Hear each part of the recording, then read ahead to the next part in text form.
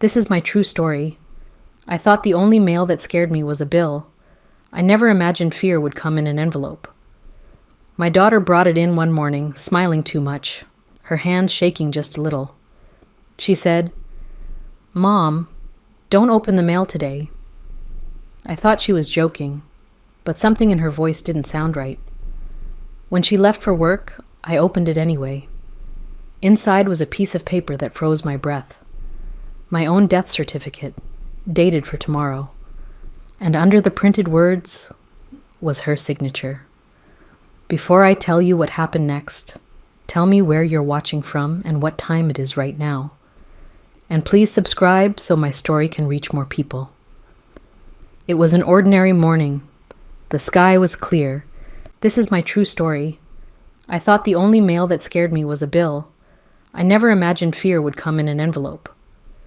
My daughter brought it in one morning, smiling too much, her hands shaking just a little. She said, "Mom, don't open the mail today." I thought she was joking, but something in her voice didn't sound right. When she left for work, I opened it anyway. Inside was a piece of paper that froze my breath. My own death certificate, dated for tomorrow. And under the printed words was her signature. Before I tell you what happened next, tell me where you're watching from and what time it is right now. And please subscribe so my story can reach more people. It was an ordinary morning. The sky was clear, and I was making tea when she came in from the porch holding the mail. She placed it on the table gently, too gently, like it was something that could break. There were only 2 envelopes. One was a catalog, the other was thick and official-looking. She looked at it, then at me. Her face changed for a second, like she was about to say something important but didn't know how. Finally, she pushed the envelope toward me and said, "Don't open the mail today, Mom." Her voice was calm, but her hands were shaking. I thought she was being dramatic again, like she sometimes was when she worried too much about nothing. I laughed it off and told her it was probably just another bank notice, but she didn't laugh back. She stood there for a few seconds, waiting for me to promise, but I didn't. After she left, I sat at the table staring at the envelope. My name was written across the top in bold black letters. It came from the county office, the same office that handles legal records, property documents, and birth and death certificates. My stomach turned, but I didn't know why. I told myself not to overthink. I took another sip of tea and looked at the clock. It was only 9 in the morning. The house was quiet and curiosity started to grow. I picked up the envelope. It felt heavier than normal. The paper inside shifted when I turned it over, and the sound made me uneasy. I thought about what she said again. "Don't open the mail today." Not, "Don't open it ever." Just today. It sounded strange. Why would she care about a single day? Maybe it was about money or something legal. Maybe it was something meant for her, not me. I waited an hour before opening it, trying to convince myself to forget about it, but I couldn't. I had never been good at waiting when someone told me not to do something. It felt wrong to be afraid of my own mail. Finally, I tore it open. The paper inside was crisp and clean, the kind that feels expensive. I unfolded it carefully. At first, I thought it was just another medical statement. But when I saw the words printed at the top, I froze. Certificate of death. My heart skipped a beat. I read the name. My name. The date of birth matched mine. The date of death as listed as the next day. I read it twice before I realized what I was seeing. For a moment, everything around me went quiet. I could hear my own heartbeat, slow and heavy. I told myself it had to be a mistake, some clerical error. Someone had filed the wrong form. But then my eyes went to the bottom of the page. There was a section labeled Authorized By. Underneath, written in blue ink, was a signature, her signature, my daughter's. I had seen it hundreds of times on school papers, forms, and letters. I knew every curve of it. There was no doubt. My hands went cold. I didn't know what to think. I checked the date again. The The certificate had been issued 2 days earlier. I sat back in my chair and stared at the paper. The world felt different now. Every sound in the house seemed louder. The clock ticking, the fridge humming, the wind outside pushing against the window. I kept thinking maybe someone was playing a cruel joke. But who would do that? And why would it be sent through official mail? I picked up the envelope again and saw the government seal on the back. It wasn't fake. I put the paper back inside and sat still for a long time. My tea had gone cold. I didn't know what scared me more, that the document existed, or that my daughter didn't want me to see it. I kept remembering her face that morning. The way she said, "Don't open it today." Not with fear, but with guilt. It wasn't a warning anymore. It was a confession.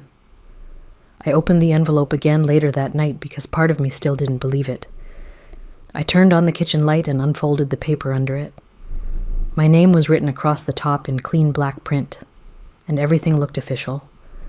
The seal, the signature, the dates. It didn't look like something made at home or printed from a computer. It looked real.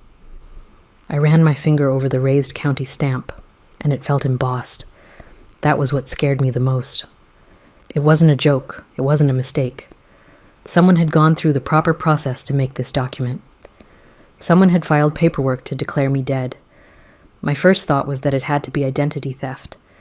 Maybe someone had stolen my information. Maybe someone had tried to close an account or collect benefits in my name. That happens sometimes. I've seen it on the news. But if that was true, why was my daughter's signature at the bottom? The line said, "Next of kin." And there it was, her handwriting, steady and familiar. I looked at it for a long time. I even held it next to old birthday cards, just to be sure. It matched perfectly. There was also a section with cause of death. It said, "Natural causes, complications of heart disease." I've never had heart disease. I've never even had chest pain. Reading it made my chest feel tight anyway. I looked at the date again. Tomorrow. It said I would die tomorrow. My hands started shaking, and I sat down at the table. I tried to breathe slowly. I thought about calling someone. But who would I call? The police? What would I say? That my daughter mailed me my own death certificate. They'd think I was confused. I took a closer look at the form. The hospital listed was one I knew. The same one my daughter worked at part-time a few years ago. She'd done some temporary clerical work there. I remembered how she'd talk about paperwork, how easy it was to fill things out as long as you knew the system. My mind went back to her warning that morning. Her voice had been calm, too calm. It wasn't shock. It was preparation. She knew exactly what was in that envelope. I stood up and checked all the doors. I don't know why. Maybe I thought someone might come. I didn't feel safe anymore. I kept thinking about the word deceased printed beside my name. The line for date of filing was stamped 3 days ago. That meant this had been in process before she ever gave me that warning. It had already gone through the system. Someone had planned this for at least a week. I took out my phone and looked at her messages. The last few days she had been asking about my will, about my accounts, about end-of-life plans. She'd said it was for organizing family papers. I hadn't thought much of it. She'd always been the practical one. Now every word looked different. Every question sounded like something else. I couldn't make sense of it. I folded the paper and slid it back into the envelope. I walked to my bedroom and hid it under the drawer lining. I sat on the bed for a while and thought about what kind of person does this. My daughter wasn't cruel. She wasn't violent. But she had a quiet way of doing things, careful, patient, deliberate. Maybe she was in trouble. Maybe this was her way of covering something up. Or maybe she just wanted something that I still owned. I didn't know which thought was worse. I turned off the light but didn't sleep. Every noise in the house made me jump. I started imagining people talking in low voices, cars stopping outside, footsteps near the porch. My mind wouldn't stop turning. I kept asking myself the same question. How far would my own child go? And for what? When the clock hit midnight, I realized the time of death written on the paper was 12 o'clock the next day, exactly 12 hours away. I stayed awake waiting for morning, holding that envelope like proof that I wasn't crazy. Not yet. The next morning, I sat at the table with the same envelope in front of me. I read the paper again and again. The words didn't change. My name was still listed under deceased, and the signature was still hers. I tried to find some logic behind it. Maybe she had made a mistake. Maybe it was some kind of administrative confusion. But the more I looked, the less sense it made. The certificate listed a time and date of death, noon tomorrow. It was strange to see the future written down like it had already happened. The hospital name was correct, the address was local, but the phone number printed beside it didn't exist anymore. It rang once and then cut off. I checked the doctor's name next. It looked familiar, but not from anyone I had ever met in person. I searched it online. There was a real doctor with that name, but the photo didn't match the signature on my paper. The spelling was slightly off, too. Someone had copied the name, not the person. I started to realize that whoever made this document had gone to a lot of trouble to make it look official.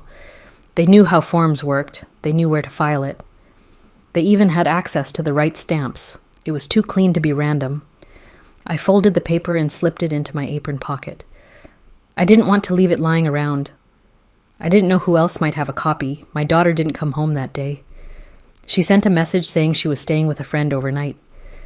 That wasn't unusual, but the timing felt wrong. Every part of me wanted to believe there was an explanation. But another part, the quiet one I'd ignored for years, told me not to be so sure.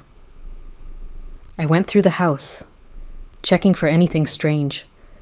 My file cabinet had been opened. The folder with my bank papers was slightly out of place. I counted my documents one by one. Everything looked normal, but the small things were off. A drawer wasn't fully closed. A box was moved from the top shelf to the bottom. These were details most people wouldn't notice, but I did. I had lived alone long enough to know when something was touched. That evening I made myself dinner, but I couldn't eat much. My hands kept shaking. I felt like the walls were listening. I went to bed early but left the light on. I kept thinking about that paper folded in my pocket. It felt heavier than it should have. Around midnight I got up again and looked at it under the lamp. I ran my fingers over the ink, tracing her signature. It was smooth, written slowly, not forced. It was real. She hadn't signed it by mistake. The next day I went to the hospital listed on the certificate. I told the clerk at the front desk I needed to check a record. She looked confused when I gave my name. I said I had received a document by mail that needed to be verified. She said I would have to speak to the records department. I waited nearly an hour before someone came out. When I handed them the paper, the man frowned immediately. He said they had no record of my death, and of course they didn't. But his tone changed when he saw the seal. He said the document number matched one that had been requested a week ago, but under a different ID. He wouldn't say more. I took the paper back and left. As I walked out, I passed the parking lot and saw my daughter's car parked near the exit. She was sitting inside, pretending to be on the phone. When she saw me, she froze. For a second, neither of us moved. Then she started the engine and drove off. That was when I knew. This wasn't a mistake. She hadn't warned me because she cared. She had warned me because she knew what she'd done. I went home with the paper still in my pocket, feeling the same chill in my chest that I saw in her eyes. That night I couldn't sleep. Every time I closed my eyes, I saw her sitting in that car outside the hospital. The way she looked at me, shocked, pale, guilty, kept replaying in my mind. I sat up in bed and turned on the lamp. The envelope was still on the table beside me. I took it out again just to make sure it was real. My name, her signature, the seal, all still there. I needed to know how far this went. I needed to know if the hospital had anything else under my name. I picked up the phone and dialed the number listed on the certificate again. It went to a deadline, but a different extension finally rang through to the hospital operator. When she answered, I asked if they had a death record under my name. She paused for a long moment, then said she wasn't allowed to discuss personal information over the phone.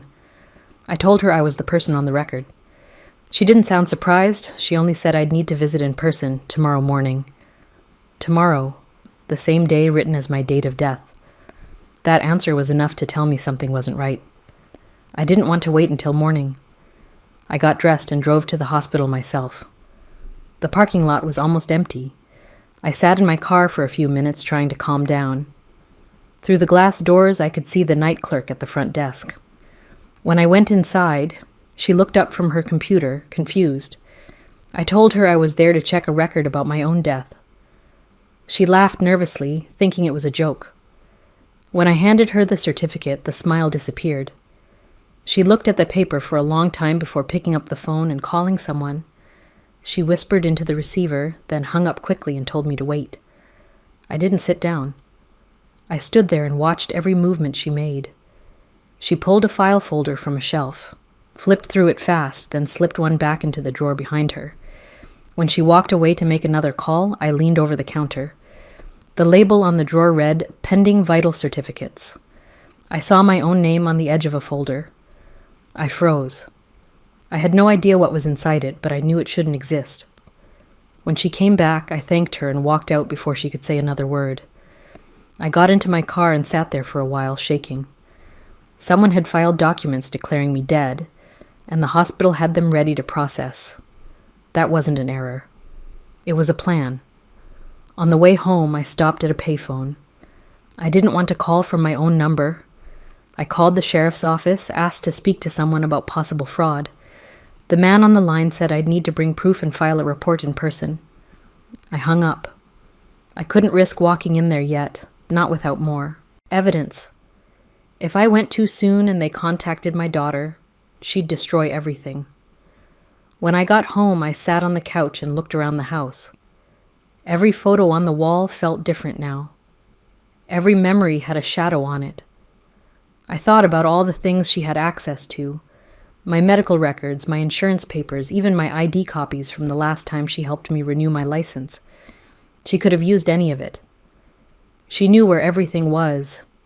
She knew exactly how to make something like this believable. The clock struck midnight. I took the document and hid it inside an old cookbook on the shelf. I pulled out my address book and flipped to my lawyer's number. He was an old friend, the kind of man who understood quiet problems. I dialed, expecting no answer, but he picked up. I told him I needed to see him first thing in the morning and that it was urgent. He didn't ask questions. He just said yes. When I hung up, I sat in silence until the sun started to rise. I didn't know what my daughter was trying to gain, but by morning, I was going to find out exactly how far she had gone and how close she came to erasing me completely. The next morning, I arrived at my lawyer's office before the building even opened.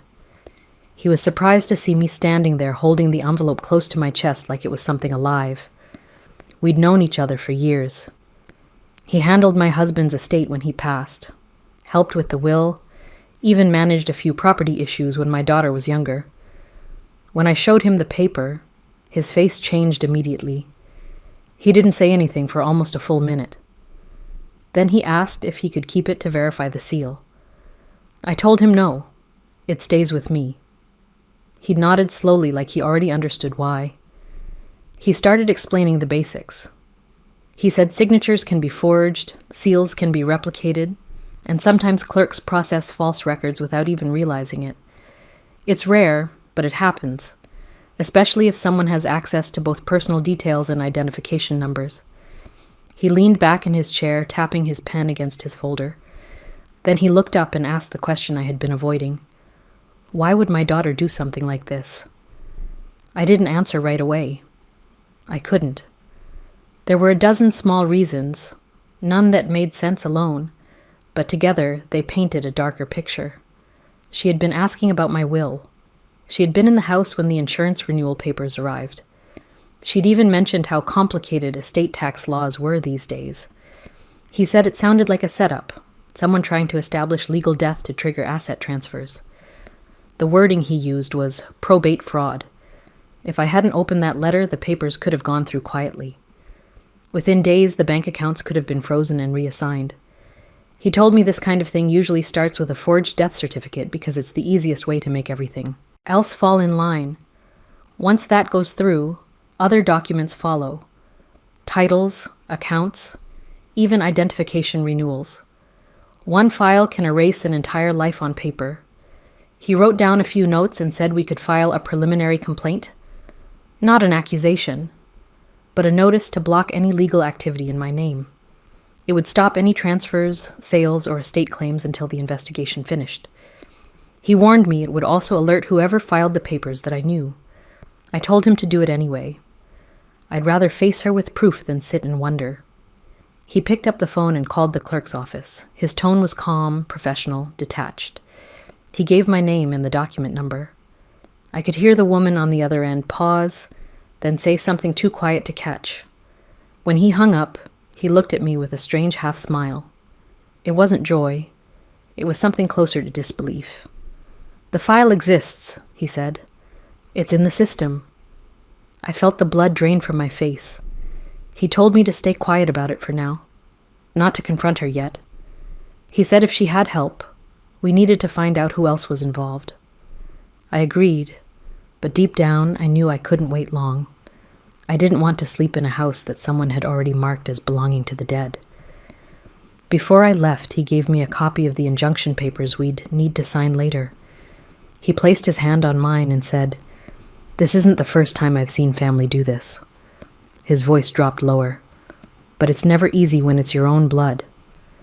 I nodded, folded the paper, and stood up. When I walked out of his office, the morning sun felt too bright, like everything outside was pretending to be normal. Cars moved, people talked, life continued. But for me, something had ended. My daughter hadn't just crossed a line. She'd signed her name on it. And now I was ready to make sure she understood what that meant. That evening, I went home and waited. I didn't tell her about the lawyer, the injunction, or the phone calls. I cooked dinner like nothing had changed. When she walked in, she smiled in that forced way people do when they're hiding something. She asked if I'd open the mail. I told her yes. Her face tightened immediately like she was trying to hold her breath. I walked to the kitchen table and placed the folded paper in front of her. She didn't sit down right away. She stood there for a long moment staring at it like she could make it disappear if she stayed still enough. Then she finally picked it up. Her fingers shook slightly the way mine had the night before. She tried to speak, but no words came out.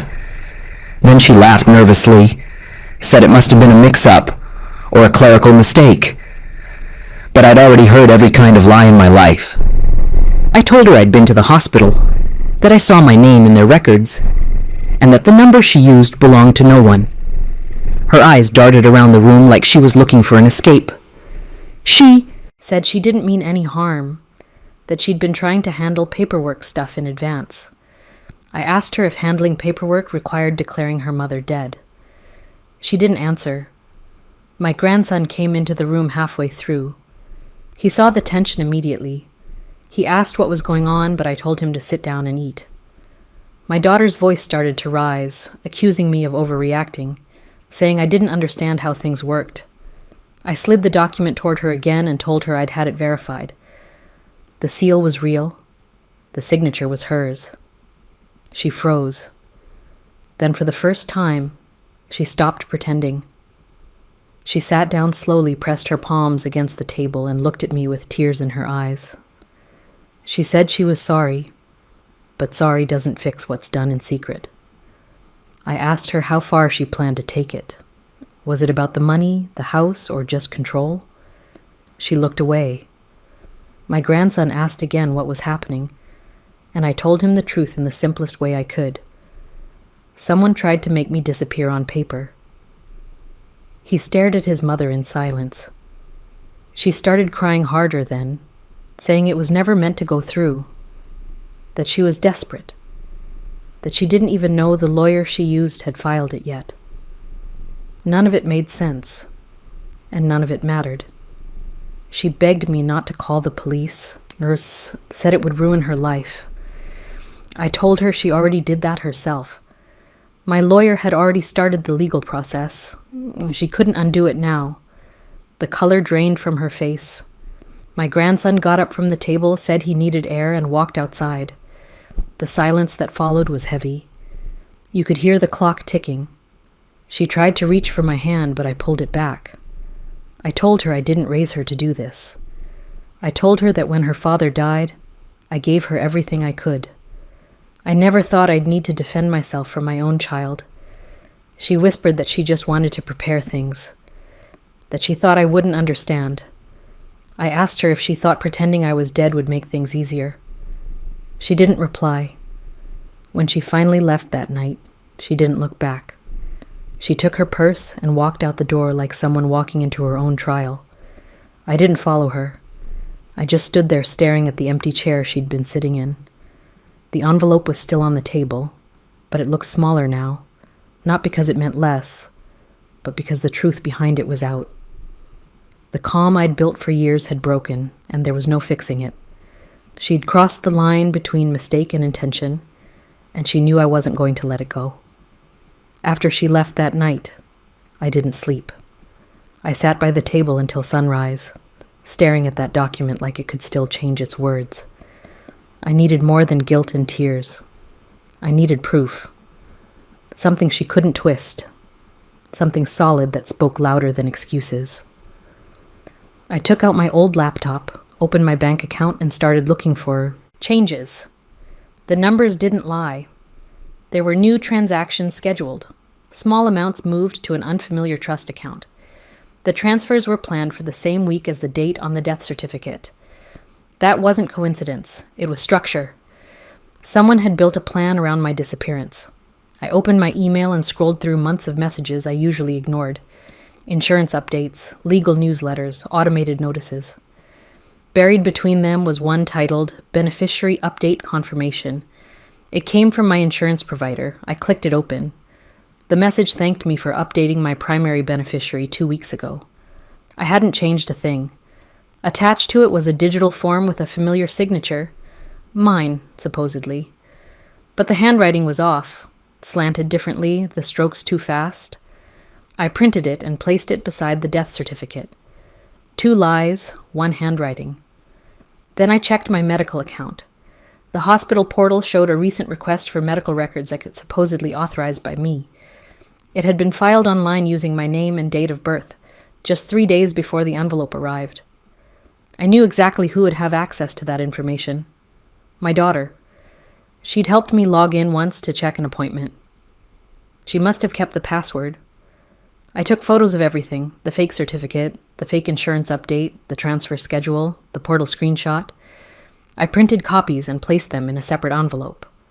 I wasn't going to confront her again without something that could stand in front of a judge. My lawyer had told me to collect quietly, not to warn her, not to give her the chance to delete or deny. I listened. Then I called the insurance company. The woman on the phone verified my policy and confirmed there had been an online update. I asked who the new beneficiary was. Her voice went quiet for a second. Then she said the name, my daughter's. I didn't react. I thanked her, hung up, and sat still for a long time. She hadn't just signed a paper. She'd prepared to cash in on it. I opened my old filing cabinet and took out the copies of my will. Everything was still the same.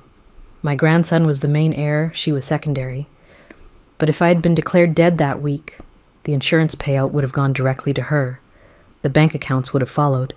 The system would have believed the paper over the person. The next morning I drove to the local records office to verify the certificate number. The clerk looked at me strangely when I handed it over. He typed into his system, frowned, and said there was indeed a pending entry for my death. It hadn't been finalized yet. He said once it was, my identification number would be marked as inactive. I told him to lock it immediately. He called his supervisor. Within minutes, they flagged it for review and froze any further processing. He asked if I wanted to file a statement. I said yes. I signed it then, and there. When I got home, I packed everything I'd collected, every file, photo, and receipt, into a single folder. I sealed it with tape and wrote the date on top.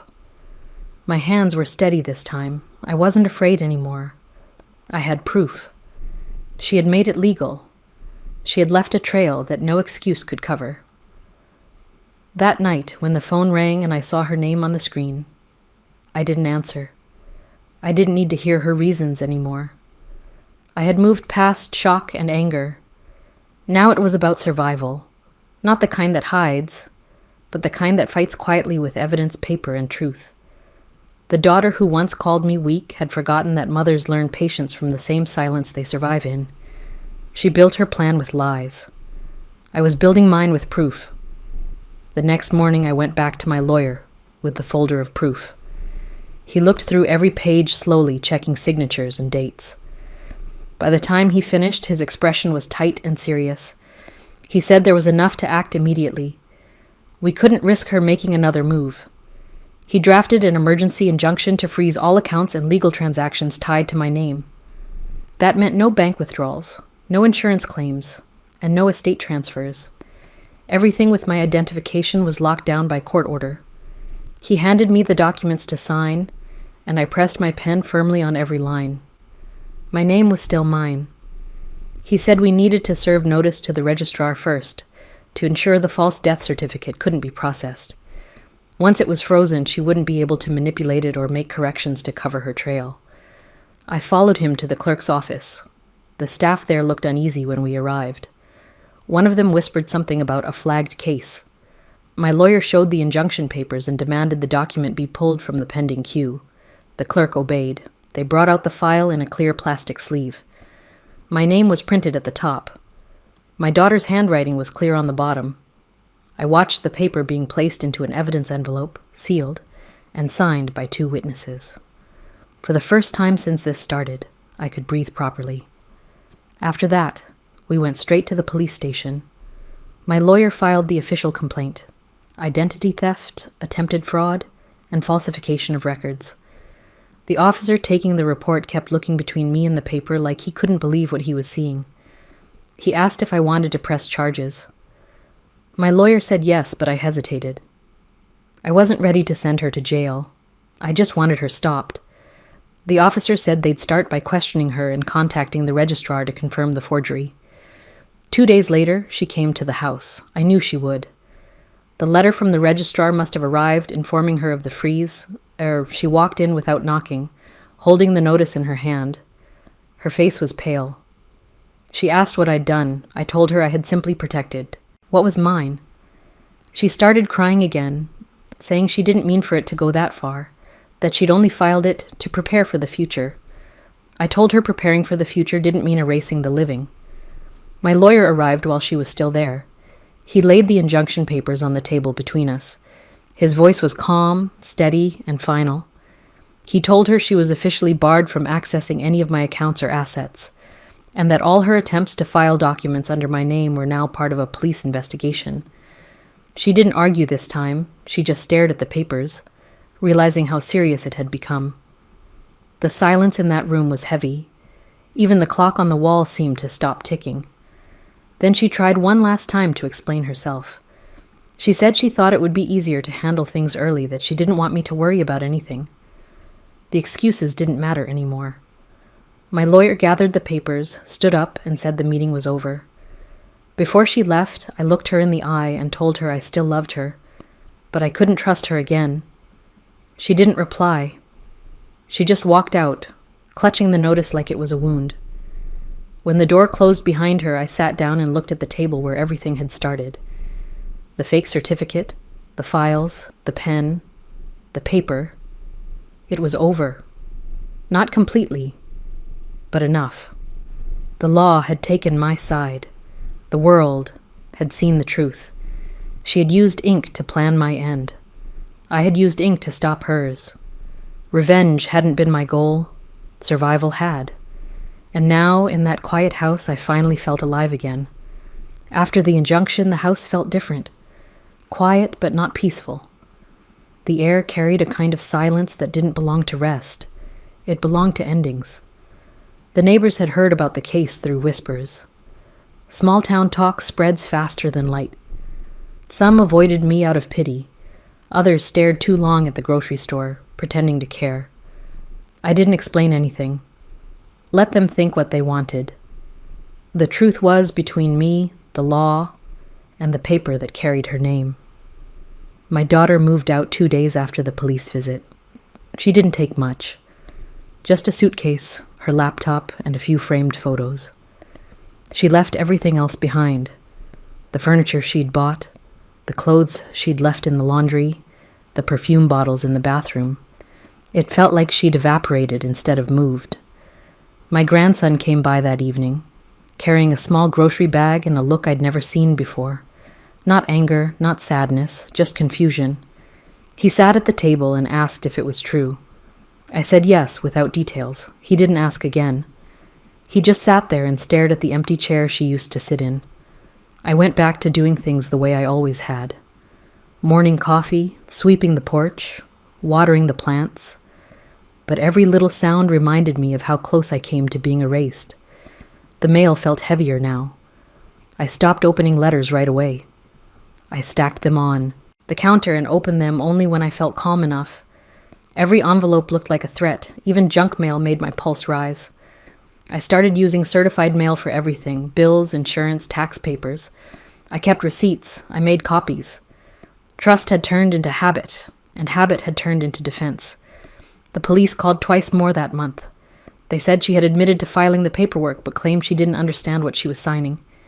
The prosecutor didn't believe her. Still, they said jail wasn't likely. Just fines, probation, and community service. I said I didn't want her punished, just stopped. The officer agreed and said the case would close soon. I thanked him and hung up. The relief didn't come. I sat by the kitchen window for an hour, listening to the ticking clock and the sound of cars passing by. Weeks passed and people started to forget. Life went back to normal for them. For me, normal had changed. I kept all my documents in a locked drawer. I called my lawyer once a week. My grandson started visiting more often, checking on me after school. He didn't say much, but his presence was steady, grounding. He brought me small things: cookies, tea, a new mug. He said he didn't want me to be alone too long. I didn't argue. One afternoon, I saw my daughter across the street. She didn't come to the house. She stood by her car, looking at the porch. I saw her lips move, maybe forming an apology, but she didn't cross over. I didn't wave. Some distances shouldn't be closed too quickly. The house stayed clean, the bills stayed paid, and I stayed alive, not just in body but in record. My name was still mine. My life was still documented, signed, and stamped by truth. The court order was filed, the death certificate canceled, the insurance restored. I'd built my safety again, not through love this time, but through law. Sometimes at night I'd still hear the sound of paper sliding across the table, her voice saying, "Don't open the mail today." I'd wake up with my heart racing, then remind myself that everything was secure now. The locks were changed. The passwords were new. The lawyer was on call. Life didn't feel like revenge. It felt like recovery. I wasn't angry anymore, just tired, wiser, and more careful. My grandson still came by every weekend, bringing laughter back into rooms that had forgotten how to hold it. And when he'd ask, "Grandma, are you okay now?" I'd smile and tell him, "I am." Because I opened that letter. The case closed quietly. No headlines, no reporters, no drama. Just a letter from the court confirming the charges were dismissed once restitution was made. She paid the fines, completed her service, some more dirts, and moved away for a while. The house stayed the same, but the sound of her footsteps never returned. I didn't celebrate. Justice doesn't always feel good, it just feels necessary. I kept all the documents, the forged certificate, the injunction, the lawyer's letters, in a locked metal box under my bed. Not out of spite, but as a reminder. Paper almost erased me once. I'd never let it happen again. My days fell back into rhythm. Morning coffee, late afternoon walks, quiet dinners. I found peace in small things. The smell of clean laundry, the hum of the fridge, the sound of rain on the roof. I wasn't scared anymore, just cautious. I updated my passwords, moved my savings to a new account, changed my emergency contact to my lawyer instead of family. My trust had limits now, and that was fine. Age teaches you that safety doesn't come from love, it comes from awareness. My grandson still visited. He never mentioned his mother. He'd sit with me, do his homework at the same kitchen table where everything fell apart, and talk about school, games, and college. Sometimes I'd catch him staring at the drawer where I kept my papers.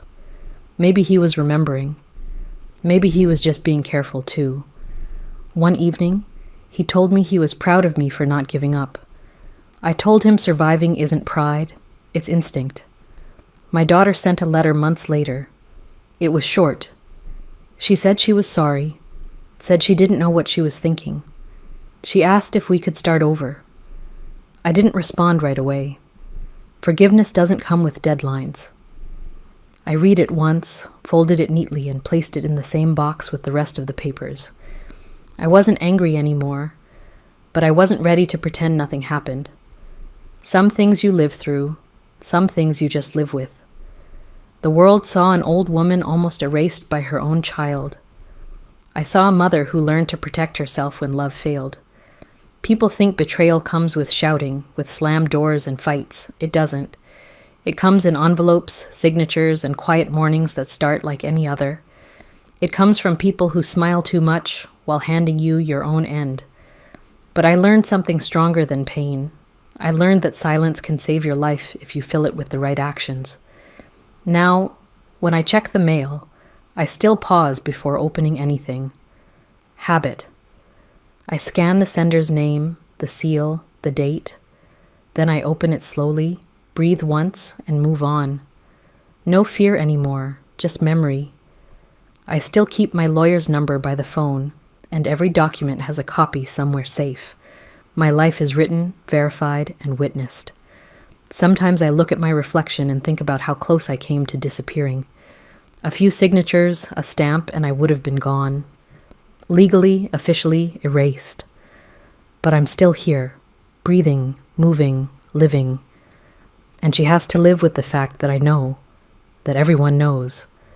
Her signature became her confession.